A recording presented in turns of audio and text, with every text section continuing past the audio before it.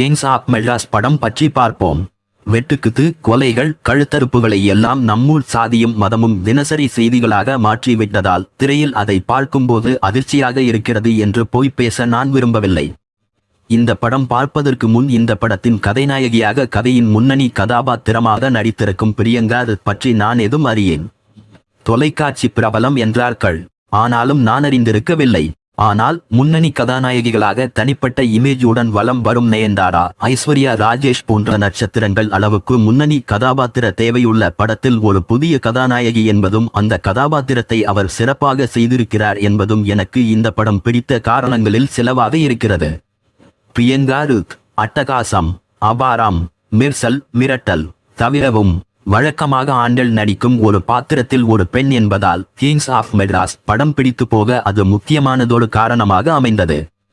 இந்த காரணத்திற்காகவே இந்த படம் பலருக்கு பிடிக்காமலும் இருக்கலாம். இறுதிச் சுற்று கதைக்களம் விளையாட்டு என்றால் இதில் கதைக்களம் வெட்டுக்குத்து என்று எடுத்துக்கொள்ளுங்கள். இதெல்லாம் நிஜத்தில் சாத்தியமா என்றால் சாத்தியம் இல்லை என்று நினைப்பவர்கள் இதை ஃபேண்டசி படம் என்று நினைத்துக் கொள்ளுங்கள்.